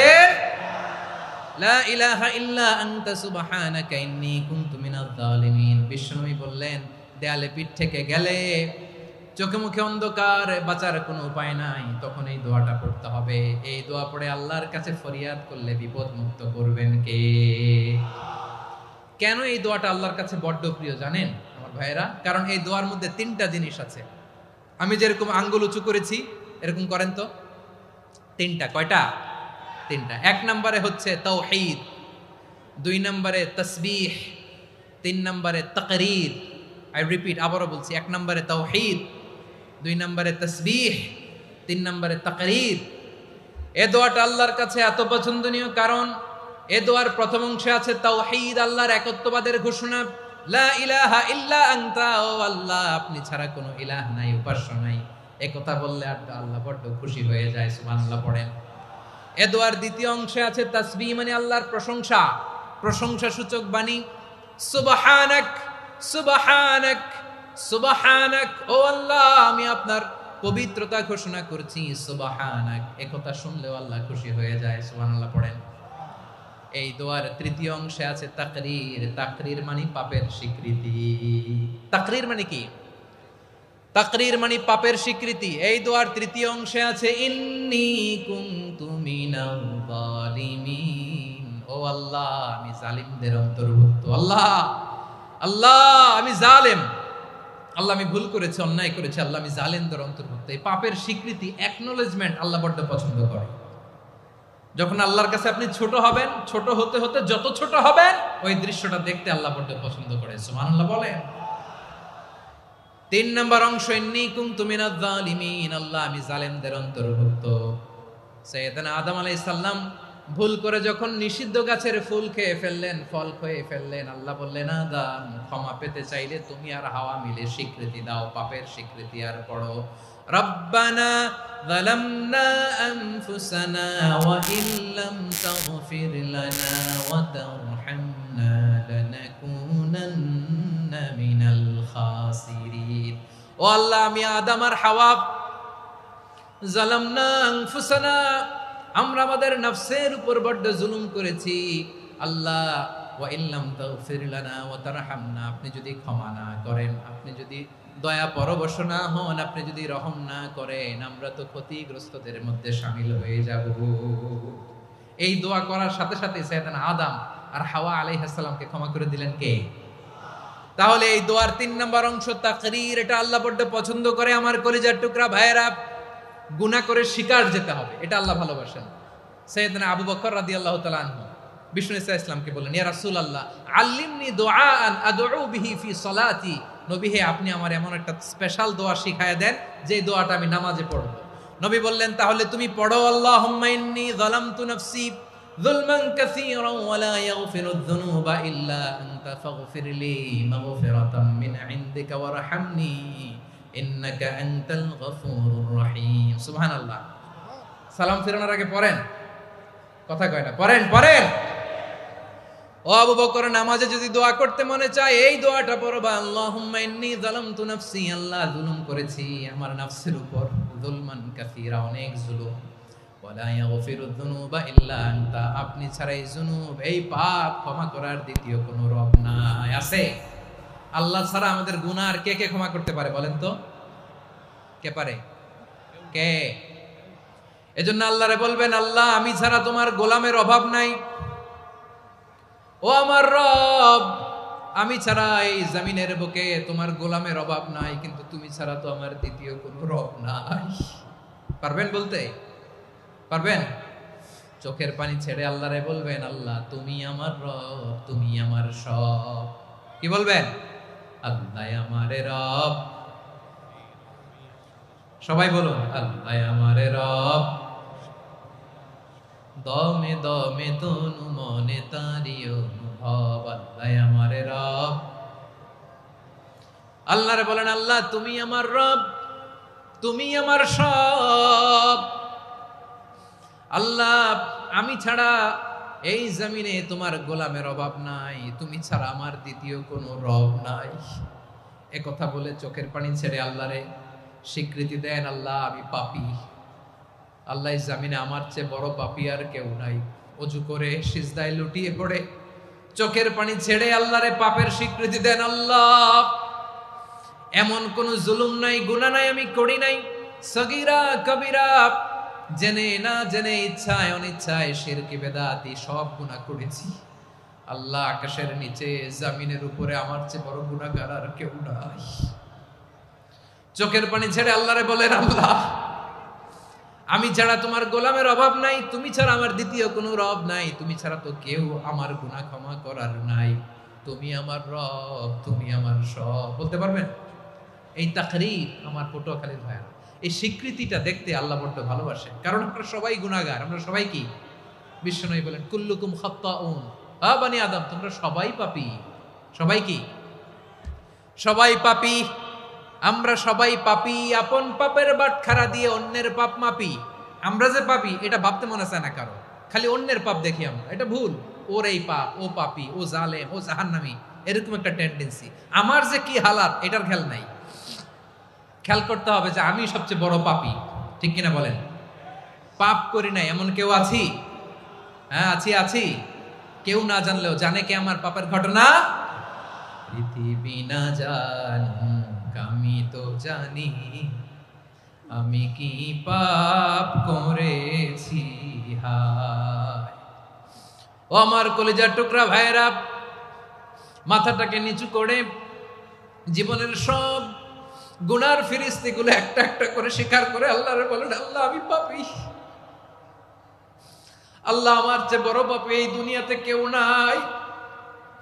আকাশের নিচে জমিনের উপরে আমার চেয়ে বড় পাপী কেউ নাই। একটা একটা করে আল্লাহ স্বীকার করি আমি পাপী, সব পাপের স্বীকৃতি দিলাম। পৃথিবী না জানুক আমি তো জানি, আমি কি পাপ করেছি হায়। আমার পাপের করলে বিচার, বাঁচার আমার নাই উপায়। দয়াময় তুমি মাফ করো আমায়, মাফ করো আমায়। আল্লাহ তাআলা যদি দয়া করে আমাদেরকে মাফ না করে, আমাদের বাঁচার কোনো উপায় নাই। আপনি কি ভেবেছেন আপনার নামাজ দিয়ে আপনি জান্নাতে যাবেন? আপনি তাহাজ্জুদ গুজার, সেজদা দিতে দিতে কপালে দাগ ফেলেছেন, এটা আপনারা জান্নাতে নেবে না। আপনি এলাকার সবচেয়ে বড় হাতেম তাই দানশীল, এই দানের ভরসায় বসে আছেন, কশিন কালো না। আমাদের নামাজ, আমাদের রোজা, আমাদের ইবাদত, এগুলোকে মিজানের পাল্লায় উঠালে কোনো ওজনই হবে না। তবে আমাদের একটা কৌশল জানা আছে, আমরা আল্লাহর রহমতের ভিখারি। আমরা সেদিন আগেই গুনার স্বীকৃতি দিয়ে দেব। আমরা বলবো, আল্লাহ তুমি প্রশ্ন করার আগে তোমার একটা কথা বলি, আমারে কিছু জিজ্ঞেস করো না, আমি সব করেছি। এমন কোন পাপ নাই যে পাপ আমারে দিয়ে হয় নাই। তোমার রহমত দিয়ে তুমি জান্নাতে পাঠাবা, তোমার দয়ায় জান্নাতে যেতে চাই, আমল দিয়ে না। পারবেন বলতে? কিয়ামতের দিন আমরা বলবো, আল্লাহ আমার আমল দিয়ে জান্নাত চাই না, আমি তোমার দয়া দিয়ে জান্নাত চাই। তোমার দয়া ছাড়া আমার কোনো উপায় নাই। কারণ আল্লাহ যদি বিচার করে বাঁচার কারো উপায় নাই। আল্লাহ যদি বলে ফেলেন তুই এটা করলি কেন, ওখানে গেলি কেন? কোরআনে 1000 বার নিষেধ করলাম, তারপরেও এই পাপে জড়ালি কেন? এরকম প্রশ্ন ছুড়ে দিলে আমার উত্তর আছে? বাঁচার কোনো উপায় আছে? রোজ হাসরে হে আল্লাহ আমার করোনা বিচার, আল্লাহ করোনা বিচার, বিচার চাহি না তব দয়া চাই, এ গুনাহগার, আল্লাহ করোনা বিচার। আপনার আমল দিয়ে জান্নাতে যাবেন? কি দিয়ে যাবেন? আল্লাহর দয়া দিয়ে। আল্লাহর রহম আর দয়া ছাড়া কেউ জান্নাতের চেহারাও দেখতে পাবে না। আমার প্রিয় ভাইরা, এই দোয়া আল্লাহর কাছে পছন্দনীয় হওয়ার কারণ তিনটা। দোয়ার প্রথম অংশে আছে তাওহীদ, আল্লাহর একত্ববাদের ঘোষণা। এই দোয়ার দ্বিতীয় অংশ আছে তাসবিহ, আল্লাহর প্রশংসা সূচক বাণী। এই দোয়ার 3 নাম্বার অংশ পাপের স্বীকৃতি। তাহলে আমরা সবাই গুনাহগার। আমরা আল্লাহর কাছে পাপের স্বীকৃতি দিয়ে বলবো, ও আল্লাহ, ইন্নী কুনতু মিনাজ জালিমিন, আমরা জুলুম করেছি, পাপ করেছি, অন্যায় করেছি, আল্লাহ বুঝতে পারি নাই, শয়তানের ওয়াসওয়াসায় পড়ে, বন্ধুর পাল্লায় পড়ে, নফসের খায়েশ মিটাতে যে আল্লাহ করে ফেলেছি। তুমি গুনাহ না মাফ না করলে আমাদের গুনাহ মাফ করার দ্বিতীয় কেউ নাই। ঠিক কিনা বলেন? এভাবে অনুতপ্ত হয়ে যদি আল্লাহর কাছে দোয়া করেন, দেয়ালে পিঠ থেকে গেছে, কোন রাস্তা নাই বের হওয়ার, ওই মুহূর্তেও আপনাকে বিপদ থেকে উদ্ধার করবে কে? বিশ্বনবী চরম বিপদে পড়লে 2টা দোয়া পড়তেন। প্রথম হলো এটা, লা ইলাহা ইল্লা আনতা সুবহানাকা ইন্নী কুনতু মিনাল জালিমিন। এই দোয়াটা আমরা বেশি বেশি পড়ব প্রিয় ভাইরা। রাজি আছেন? সবাই আওয়াজ করে পড়ুন ইনশাআল্লাহ। আমার প্রিয় ভাইয়েরা, বিপদে পড়লে বিশ্বনবী আরো একটা দোয়া পড়তেন, লা ইলাহা ইল্লাল্লাহুল আযীমুল হালিম, লা ইলাহা ইল্লাল্লাহু রাব্বুল আরশিল আযীম, লা ইলাহা ইল্লাল্লাহু রাব্বুস সামাওয়াতি ওয়াল আরদি ওয়া রাব্বুল আরশিল কারীম। এই যে বললাম, রেকর্ড হয়ে গেছে। এখন তো আর ইনস্ট্যান্ট মুখস্থ না হলো, পরে মুখস্থ করে নেবেন। আল্লাহ ছাড়া কোনো উপাস্য নাই, তিনি সুমহান, মহা সহিষ্ণু। আল্লাহ ছাড়া কোনো উপাস্য নাই, তিনি সুমহান, আরশের অধিপতি। আল্লাহ ছাড়া কোনো উপাস্য নাই, তিনি আকাশের মালিক, জমিনের মালিক, তিনি সুবিশাল আরশের অধিপতি। সুবহানাল্লাহ পড়েন। এই দোয়াটা কেউ যদি পড়ে যদি এর ওসিলা করে দোয়া করে, তাকে বিপদ থেকে মুক্তি দেয় কে? মনে থাকবে আপনাদের? তাহলে বিপদের প্রথম ধাক্কায় কি যেন পড়তে হয়? ইন্না লিল্লাহ। তারপরে কি বলে আল্লাহর কাছে নিজেকে সঁপে দিতে হয়? দেয়ালে পিঠ থেকে গেলে লা ইলাহা ইল্লা আনতা সুবহানাকা ইন্নী কুনতু মিনাজ জালিমিন। 2 নাম্বার হচ্ছে লা ইলাহা ইল্লাল্লাহুল আযীমুল হালিম, লা ইলাহা ইল্লাল্লাহু রাব্বুল আরশিল আযীম, লা ইলাহা ইল্লাল্লাহু রাব্বুস সামাওয়াতি ওয়াল আরদি ওয়া রাব্বুল আরশিল কারীম। মনে থাকবে? ইনশাআল্লাহ বলেন সবাই, আওয়াজ করে সবাই ইনশাআল্লাহ।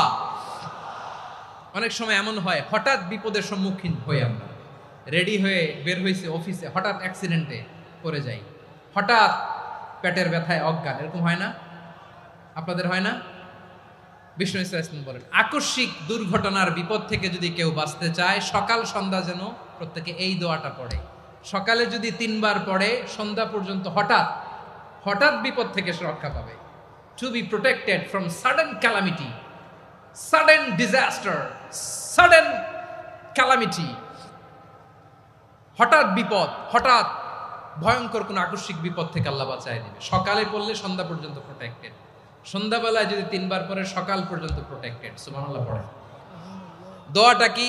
দোয়াটা হচ্ছে বিসমিল্লাহিল্লাযী লা ইয়াদুররু মা'a ইসমিহি শাইউন ফিল আরদি ওয়ালা ফিস সামাই ওয়া হুয়াস সামিউল আলীম। ছোট না? অনেক ছোট, মুখস্থ করবেন। বিসমিল্লাহিল্লাযী লা ইয়াদুররু মা'a ইসমিহি শাইউন ফিল আরদি ওয়ালা ফিস সামা। ওই আল্লাহর নাম নিচ্ছি, যে আল্লাহর নামের বরকতে আকাশ জমিনের কোনো কিছু কারো কোনো ক্ষতি সাধন করতে পারে না। তিনি সর্বশ্রোতা, সর্বজ্ঞ। সুবহানাল্লাহ পড়েন। পড়বেন এই দোয়াটা, বিসমিল্লাহিল্লাযী লা ইয়াদুররু মা'a ইসমিহি শাইউন ফিল আরদি ওয়ালা ফিস সামাই ওয়া হুয়াস Samiul Alim.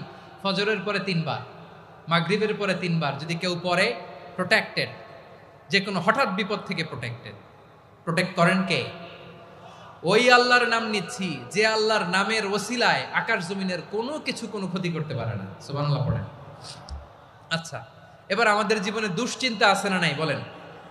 Tension, hyper tension, anxiety, depression, চিন্তা টেনশন নাই এরকম কে কে আছে দেখি, হাত তোলেন। ওই যে হাত তুলছে এক আল্লাহর ওলি, ওই যে টেনশন নাই তোমার, মাশাআল্লাহ। ও না বুঝে তুলছে, জোকের চোটে, জোশের ঠেলায় ধাক্কায় তুলে ফেলছে। সবার জীবনে টেনশন আছে না নাই? এই দুশ্চিন্তা, পেরেশানি, মারাত্মক পেরেশানি থেকে মুক্তি পাওয়ার জন্য বিষ্ণু ইসলাম দুটো দোয়া পড়তেন। কয়টা? অনেকগুলো পড়তেন। স্পেশাল দুটো দোয়া আজকে আপনাদের শিখায়া যাব, শুনবেন না? কষ্ট হচ্ছে? সংক্ষিপ্ত মুনাজাত দিয়ে দেই। ওরে আল্লাহ, আমি তো 9:30 ক্রস করে ফেলছি মাসুদ ভাই, খেয়াল করে নেই। আরো কয়েক মিনিট? ঠিক আছে, ঠিক আছে। পেরেশানিতে পড়লে, টেনশনে পড়লে এই দোয়াটা, প্রিয় ভাইরা, বিষ্ণু ইসলাম যখন খুব বিপদে পড়তেন, দুশ্চিন্তা ওনাকে ঘিরে ধরতো, উনি পড়তেন ইয়া হাইয়ু ইয়া কাইয়ুম বিরহমাতিকা আস্তাগীথ, ইয়া হাইয়ু ইয়া কাইয়ুম বিরহমাতিকা আস্তাগীথ, ইয়া হাইয়ু ইয়া কাইয়ুম, হে শাশ্বত অবিনশ্বর, হে চিরঞ্জীব, বিরহমাতিকা আস্তাগীথ, তোমার রহমতের উসিলায় তোমার কাছে ফরিয়াদ করি। এটা পড়তেন। আবার আরেক বর্ণনায় এসেছে ইয়া হাইয়ু ইয়া কাইয়ুম বিরহমাতিকা আস্তাগীথ আসলিহ লি শা'নি কুল্লাহু ওয়ালা তাকিলনি ইলা নাফসি তারফাতা আইন। আসলিহ লি শা'নি কুল্লাহ, আল্লাহ আমার সবকিছু আপনি সেটেল করে দেন। আমাদের সব ঝামেলা সেটেল করে দিতে পারে কে? আমরা তো সেটেলমেন্টের জন্য এসপি সাহেবের কাছে যাই, ডিসি সাহেবের কাছে যাই, অমুক ভাইয়ের কাছে যাই, তমুক ভাইয়ের কাছে যাই। এই দোয়া পড়লে আরশের উপর থেকে আপনার ম্যাটার সেটেল করে দিবে কে? তাহলে পড়বেন ইয়া হাইয়ু, হে চিরঞ্জীব। হাইয়ু মানে চিরঞ্জীব, যিনি চিরকাল বেঁচে থাকবেন, মরবেন না। আল্লাহ মরবেন? তার কোনো লয় আছে? ক্ষয় আছে? সূরা রহমানে আল্লাহ বললেন কুল্লু মান আলাইহা ফানি ওয়া ইয়াবকা ওয়াজহু রাব্বিকা যুল জালালি ওয়াল ইকরাম ফাবিআইয়ি আলাই রাব্বিকুমা তুকাযিবান। জমিনে যা আছে সব ফান, ভ্যানিশ হয়ে যাবে, নিশ্চিহ্ন হয়ে যাবে, শেষ হয়ে যাবে, সব বিলুপ্ত হয়ে যাবে, একজন ছাড়া। জোরে বলেন তিনি কে? ইয়া হাইয়ু, আমার সাথে আওয়াজ করে পড়েন ইয়া হাইয়ু ইয়া কাইয়ুম ইয়া হাইয়ু ইয়া কাইয়ুম বিরহমাতিকা আস্তাগীথ আসলিহ লি শা'নি কুল্লা ওয়ালা তাকিলনি ইলা নাফসি তারফাতা আইন। এভাবে দোয়া করলে আপনাকে বিপদ মুক্ত করবে কে? এই দোয়াটা কেন পছন্দ আল্লাহর কাছে? কারণ এখানে আল্লাহর দুইটা সুন্দর নাম আছে, গুণবাচক নাম, আল হাই, আল কাইয়ুম, এই দুটো নাম আছে এখানে। আবার এই দুইটা আয়াতুল কুরসির অংশ। আয়াতুল কুরসির শুরুতে এটা আছে না নাই? হ্যাঁ, আছে না নাই? 3 নাম্বার কারণ, এটা ইসমে আজম। কোন দোয়াটা ইসমে আজম? যে দোয়া ওসিলায় দোয়া করলে আল্লাহ দোয়া ফেরায় না। অনেকগুলো মত আছে, সবচেয়ে ভ্যালিড মত হচ্ছে এটা, ইয়া হাইয়ু ইয়া কাইয়ুম, এর ওসিলা দিয়ে দোয়া করলে দোয়া কবুল করে কে? 2 নম্বরে বিশ্বনবী মারাত্মক বিপদে পড়লে আরেকটা দোয়া পড়তেন, আল্লাহুম্মা ইন্নী আবদুক। আগে দোয়াটা পড়ি, শুনেন। আল্লাহুম্মা ইন্নী আবদুক ওয়া ইবনু আবদিক ওয়া ইবনু আমাতিক নাসিয়াতি বিয়াদিক মাদিন ফিয়া হুকমুক আদলুন ফিয়া কাদাউক আসআলুকা বিকুল্লি ইসমিন হুয়া লাক সাম্মাইতা বিহি নাফসাক আও আনসালতাহু ফি কিতাবিক আও আল্লামতাহু আহাদাম মিন খালকিক أو استأثرت به في علم الغيب عندك أن تجعل القرآن ربيع قلبي ونور صدري وجلاء حزني وذهاب همي। سبحان الله পড়েন। বিষ্ণু বলতেন আল্লাহুম্মা ইন্নী আবদুক, ও আল্লাহ আমি আপনার গোলাম, ওয়াবনু আবদিক, গোলামের ঘরের গোলাম, ওয়াবনু আমাতিক, বাদির ঘরের গোলাম। মানে আল্লাহ আমি আপনার গোলাম, আমার বাবা আব্দুল্লাহ ছিল আপনার গোলাম, আমার মা আমিনা ছিল আপনার বাদী। মানে আমরা গোলাম বংশের, সব গোলাম। নিজেরে এর চেয়ে আর ছোট করে আল্লাহর কাছে উপস্থাপন করা যায় আমার ভাইরা? কথা কি বুঝতেছেন? নিজেকে এর চাইতে ছোট, নগণ্য আর তুচ্ছ করে আল্লাহর সাথে প্রেজেন্ট করা যায়? বিশ্বনবী বললেন ও আল্লাহ আমি আপনার গোলাম, গোলামের ঘরের গোলাম, দাসীর ঘরের গোলাম, নাসিয়াতি বিয়াদিক, আমার মাথার চুলের ছুটি আপনার হাতের মুঠোয়। আপনি ডানে টান দিলে আমি ডানে যেতে বাধ্য, আপনি বাঁয়ে টান দিলে বাঁয়ে যেতে বাধ্য। সুবহানাল্লাহ বলেন। পিছনে দুই একজন ভাই দাঁড়ালেন কেন? হ্যাঁ, বসুন। জায়গা চেঞ্জ করতেছে, সেই দুপুর থেকে বসে আছে, আমি জানি। মাশাআল্লাহ, কেউ দুই একজন বেরিয়েছে, গ্যাপ পূরণ করতেছে। মাশাআল্লাহ। পড়েন সুবহানাল্লাহ, আলহামদুলিল্লাহ, লা ইলাহা ইল্লাল্লাহ, মুহাম্মাদুর রাসূলুল্লাহ সাল্লাল্লাহু আলাইহি ওয়াসাল্লাম। বিশ্বনবী বললেন, আল্লাহ আমার মাথার চুলের ঝুঁটি আপনার হাতের মুঠোয়। আচ্ছা, এইভাবে কাকে ধরা হয়? যে খুব ছোট, ঠিক কি না? নিজেকে কত ছোট করলেন বিশ্বনবী।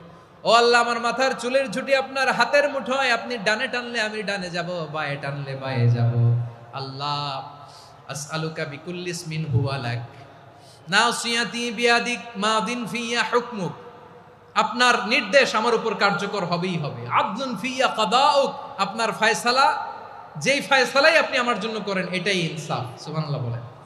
আমরা আল্লাহর ফয়সালায় সন্তুষ্ট হতে চাই না। কত কমপ্লেইন, আল্লাহ তুমি এটা দিলা না, ওইটা পাইলাম না, ওইটা হইল না রে, এরকম অভিযোগ, কমপ্লেইন আমাদের আছে না নাই? আর বিশ্বনবী বলতেন, আদলুন ফিয়া কাদাউক, আল্লাহ আমার জন্য তোমার যেটা ফয়সালা এটাই সবচেয়ে শ্রেষ্ঠ ইনসাফ, এর চেয়ে ইনসাফ আর হতে পারে? এভাবে কায়মান বাক্যে আল্লাহর কাছে বিশ্বনবী দোয়া করতেন। এরপরে বিশ্বনবী বললেন, আল্লাহ তোমার যত নাম আছে সব নামের ওসিলায় দোয়া করি, যে নাম তুমি আমাদেরকে জানিয়েছো, যে নাম তুমি আমাদেরকে জানাও নাই, যে নাম তুমি কোরআনে নাজিল করেছো, যে নাম নাজিল করো নাই, যে নাম শুধু নবীদেরকে জানিয়েছো। আর আল্লাহর এমন কিছু চমৎকার চমৎকার সুন্দর সুন্দর নাম আছে, এই নামগুলো রব্বুল আলামিন কাউকে জানাবে না। সুবহানাল্লাহ বলেন। আমরা তো 99 নাম জানি, 100 নাম জানি আল্লাহ, কিন্তু আল্লাহর এমনও কিছু নাম আছে যেগুলো আল্লাহ বিশ্বনবীরও জানায় নাই। এগুলো আল্লাহ ইলমুল গায়বে রেখে দিয়েছেন। দোয়ার সময় বলবেন, আল্লাহ তোমার যেই নামগুলো জানি, যেগুলো জানি না, যেগুলো কোরআনে আছে, যেগুলো নাই, যেগুলো নবীরে খাস ভাবে জানাইছো ওগুলোর উসিলায়, যেগুলো কোনোদিন জানাবাও না, তোমার ওই নামের উসিলাও তোমার কাছে চাই। আল্লাহ কোরআনকে আমার হৃদয়ের বসন্ত বানাও, আমার বক্ষের জ্যোতি বানাও, আমার চিন্তা দুশ্চিন্তা তুমি দূর করে দাও। বিশ্বনবী বললেন, এই কালিমাগুলো, এই বাক্যগুলো পড়ে যদি কেউ আল্লাহর কাছে ফরিয়াদ করে, তার হৃদয় থেকে দুশ্চিন্তা কাটিয়ে দিবে কে? পড়বেন, এই দোয়াগুলো পড়বেন। আচ্ছা, সব শেষে বলি, ঋণের বোঝায় যারা জর্জরিত, বিষ্ণু ইসলাম চমৎকার একটা দোয়া শিখিয়েছেন। আমাদের অনেকে ঋণের বোঝায় জর্জরিত, আছে না নাই? এদিকে কেউ আছেন? থাকলে হাত তোলার দরকার নেই, থাকলে এই দোয়াটা পড়বেন।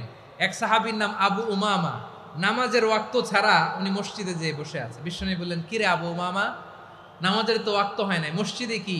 সাহাবী বলে, হুমুমুন লাজিমাতনি ওয়া দুয়ুন, নবী গো, ঋণের বোঝায় এমন টেনশনে আছি, ঘরে থাকতে পারলাম না, মসজিদে চলে আসছে। বিশ্বনবী বলেন, আমি কি তোমার এমন একটা দোয়া শিখাবো যেটা পড়লে আল্লাহ তাআলা তোমার ঋণের বোঝা হালকা করে দিবেন? আবু উমামা বললেন, ইয়া রাসূলুল্লাহ, অবশ্যই শিখাবেন। বিশ্বনবী বললেন, তাহলে তুমি পড়বা, আল্লাহুম্মা ইন্নী আউযু বিকা মিনাল হাম্মি ওয়াল হাযান ওয়া আউযু বিকা মিনাল জুবনি ওয়াল বুখল ওয়া আউযু বিকা মিন গালাবাতিদ দাইনি ওয়া কাহরির রিজাল। ও আল্লাহ, তোমার কাছ থেকে দুশ্চিন্তা থেকে পানা চাই, কৃপণতা, ভীরুতা, অলসতা, কার্পণ্যতা, এই সব কিছু থেকে, মানুষের কঠোরতা, আমার উপর মানুষের আধিপত্য এবং ঋণের বোঝা থেকে পানা চাই। এই দোয়াটা যখন বিশ্বনবী শিখাই দিলেন, আবু উমামা বারবার এই দোয়া পড়ে, আল্লাহুম্মা ইন্নী আউযু বিকা মিনাল হাম্মি ওয়াল হাযান ওয়া আউযু বিকা মিনাল আজজি ওয়াল কাসাল ওয়া আউযু বিকা মিনাল জুবনি ওয়াল বুখল ওয়া আউযু বিকা মিন গালাবাতিদ দাইনি ওয়া কাহরির রিজাল। আবু উমামা বলে, এই দোয়া আমি পড়তে লাগলাম। কিছুদিন পরে দেখা গেল বিশ্বনবীর শেখানো এই দোয়ার বদৌলতে আল্লাহ তাআলা আমার সব ঋণ পরিশোধের ব্যবস্থা করে দিয়েছেন। পড়বেন। আমার প্রিয় পটুয়াখালীর ভাইয়েরা, বিশ্বনবীর জামাতা সাইয়্যিদিনা আলী রাদিয়াল্লাহু তাআলা আনহুর কাছে এক লোক এসে বলে, হে আলী, ঋণের বোঝায় আমি জর্জরিত, আমার কিছু অর্থ দিয়ে সাহায্য করো। সাইয়্যিদিনা আলী রাদিয়াল্লাহু তাআলা আনহু বললেন, আমি কি তোমারে এমন একটা দোয়া শিখাবো যেটা বিশ্বনবী আমাদের শিখিয়েছেন? এই দোয়া যদি তুমি পড়ো, লাউ কানা আলাইকা মিসলু জাবালিন কাবীরিন দাইনান আদাল্লাহু আনকা, পাহাড় পরিমাণে যদি ঋণের বোঝা হয়, আল্লাহ এটা পরিশোধের ব্যবস্থা করে দিবেন। ছোট্ট একটা দোয়া বিশ্বনবী শিখালেন, বললেন তুমি পড়বা আল্লাহুম্মা কফিনি বিহালালিকা আন হারামিকা ওয়া আগনিনি বিফাদলিকা আম্মান সিওয়াক। মুখস্থ আছে? হ্যাঁ আছে। আল্লাহুম্মা কফিনি বিহালালিকা আন হারামিক, আল্লাহ তোমার হালাল দিয়ে আমাকে পরিতুষ্ট করো, হারাম থেকে বাঁচিয়ে রাখো, আর তোমার অনুগ্রহে মানুষের মুখাপেক্ষী যেন আমি না হই, আমি যেন সবসময় তোমার মুখাপেক্ষী হয়, ওই তৌফিক দিও। সুবহানাল্লাহ পড়েন। এই দোয়া বেশি বেশি পড়লে ঋণের বোঝা হালকা করে দিবে কে? তাহলে প্রিয় ভাইয়েরা, বিপদে পড়লেই প্রথমে কি পড়বেন? পটুয়াখালী ভুইলা গেছে। বিপদে পড়লেই প্রথমে ইন্না লিল্লাহ কি বলে নিজেকে আল্লাহর কাছে সঁপে দিতে হয়? হাসবুনাল্লাহ। চরম বিপদে দেয়ালে পিঠ থেকে গেছে, তখন লা ইলাহা ইল্লা আনতা সুবহানাকা ইন্নী কুনতু মিনাজ জালিমিন। এরপরে লা ইলাহা ইল্লাল্লাহুল আযীমুল হালিম, এই দোয়া। আকস্মিক বিপদ, হঠাৎ যেন কোনো বিপদ আমাকে পেয়ে না বসে, এটার জন্য বিসমিল্লাহিল্লাযী লা ইয়াদুররু মা ইসমিহি শাইউন ফিল আরদি ওয়ালা ফিস সামাই ওয়া হুয়াস সামিউল আলীম। সকালে 3 বার, রাতে 3 বার। আর মারাত্মক tension, hyper tension, anxiety, depression থেকে বাঁচার জন্য 2 দোয়া, ইয়া হাইয়্যু ইয়া কাইয়্যুম, ইয়া হাইয়্যু ইয়া কাইয়্যুম, মনে থাকবে? আর আল্লাহুম্মা ইন্নী আবদুক, এই দোয়া। ঋণ থেকে বাঁচার জন্য 2 দোয়া, আল্লাহুম্মা ইন্নী আউযু বিকা মিনাল হাম্মি ওয়াল হাযান, এটা। আর আল্লাহুম্মা কফিনি বিহালালিকা আন হারামিকা ওয়া আগনিনি বিফাদলিকা আম্মান সিওয়াক। আর সব সময় পড়ার জন্য একটা আমল দিয়ে যাই, উঠতে বসতে, অফিসে যাচ্ছেন, অফিস থেকে ফিরতেছেন, বসে আছেন, শুয়ে আছেন, ছোট্ট এক শব্দে আমরা যেন বেশি বেশি পড়ি আস্তাগফিরুল্লাহ। আওয়াজ করে আমার সাথে পড়ুন আস্তাগফিরুল্লাহ। আবার পড়ুন আস্তাগফিরুল্লাহ। আল্লাহ রাসূল সাল্লাল্লাহু আলাইহি ওয়াসাল্লাম বলেন, মান লাজিমাল ইস্তিগফার, যে সব সময় এরকম ইস্তিগফারের সাথে লেগে থাকে, জাআলাল্লাহু লাহু মিন কুল্লি যিকিন মাখরাজা, আল্লাহ তাআলা তাকে কোনো বিপদে আটকান না, সে জীবনে আটকাবে না, যে কোনো বিপদে আল্লাহ তার রাস্তা বের করে দিবেন। Way out, you will get a way out and solution. সুবহানাল্লাহ। ওয়া মিন কুল্লি হাম্মিন ফারাজা, দুশ্চিন্তা মুক্ত হবে। ওয়ায়ারযুকহু মিন হাইসু লা ইয়াহতাসিব, এমন জায়গা থেকে আল্লাহ রিজিকের বন্দোবস্ত করবে যেটা সে কল্পনাও করে না। আওয়াজ করে পড়েন সুবহানাল্লাহ। তাহলে মনে থাকবে আস্তাগফিরুল্লাহর কথা। সব শেষ কথা বলবো, সব শেষ আমার প্রিয় ভাইয়েরা। এটা গেল নিজের বিপদ। কিসের বিপদ? নিজে যদি বিপদে পড়েন। অন্যের বিপদ যদি দেখেন, এটার জন্য একটা দোয়া আছে। অনেক সময় আমরা দেখি হাসপাতালে ক্যান্সারের 3rd স্টেজে চলে গেছে, লোকটা হ্যাংলা হয়ে, চিকন হয়ে, হায়রে কি কষ্ট পায়, দেখি না? বিষ্ণু বলে, একটা দোয়া যদি কেউ অন্যের কোনো বিপদ দেখে পড়ে, ওই বিপদ তার জীবনে কখনো আসবে না। শুনবেন? শোনার আগ্রহ আছে? অনেক সময় হয় যে আমরা মহাসড়ক দিয়ে যখন চড়ি, দুর্ঘটনায়, আইরে আল্লাহ, দুর্ঘটনায় মানুষের মাথা একদিকে, দেহ আরেকদিকে, ব্লিডিং, এরকম হয় না? আল্লাহ তুমি হেফাজত করো। বিশ্বনবী বলেন, এই দুর্ঘটনা দেখে কেউ যদি এই দোয়াটা পড়ে, তার জীবনে সে কোনোদিন এরকম অ্যাক্সিডেন্টের সম্মুখীন হবে না। শুনবেন? বিশ্বনবী বলেন, অন্যের বিপদ দেখে কেউ যদি পড়ে, আলহামদুলিল্লাহিল্লাযী আফানি মিম্মা বতালাকা বিহি ওয়া ফাদ্দালানি আলা কাসীরিন মিম্মান খালাকা তাফদীলা, মানে প্রশংসা সে আল্লাহর, যে আল্লাহ তাআলা তোমাকে যেই জিনিস দিয়ে পরীক্ষা করেছে, আমাকে ওইটা থেকে বাঁচিয়ে দিয়েছে। তোমাকে আল্লাহ যেই বিপদে ফেলেছে, আমাকে ওই বিপদ থেকে তিনি মুক্ত রেখেছে, আর তার অনেক সৃষ্টির উপর আমাকে তিনি প্রাধান্য দিয়েছে। সুবহানাল্লাহ পড়েন। যে কোনো বিপদ, কারো ক্যান্সার দেখে যদি এই দোয়াটা আপনি বিশ্বাসের সাথে পড়েন, জীবনে কোনোদিন ক্যান্সার রোগে আক্রান্ত হবেন না। দুর্ঘটনা দেখে যদি পড়েন, ওই দুর্ঘটনা আপনাকে স্পর্শ করবে না। যে কোনো কারো বিপদ দেখে যদি কোনো বিশ্বাসী বান্দা এই দোয়া পড়ে, বিশ্বনবী বলেন, লাম ইউসিবহু যালিকাল বালা, ওই বিপদ তাকে আর ধরবে না। উফিয়া মিনহু মিন যালিকাল বালা কাইনাম মা কান, সে যতদিন হায়াত পাবে কোনোদিন ওই বিপদ তাকে স্পর্শ করবে না। এই দোয়াটা পড়তে রাজি আছেন আমার প্রিয় ভাইরা? তাহলে পুরো আলোচনার সেন্ট্রাল থিম হচ্ছে, আমাদের জীবনে বিপদ আসবে, কষ্ট আসবে, দুঃখ আসবে, কিন্তু বিপদে আপদে আমরা হাল ছেড়ে দিব না, হতাশ হব না।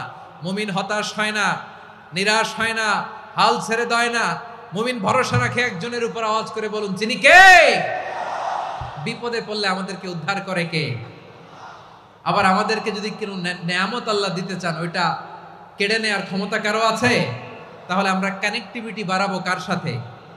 আমাদের প্রার্থনার ফরিয়াদের হাত তুলবো কার কাছে? রাজি আছেন পটুয়াখালীর ভাইয়েরা? মনে থাকবে কথাগুলো? আল্লাহ তাআলা আমাদের সবাইকে কথাগুলো বোঝার ও আমল করার তৌফিক দান করুন।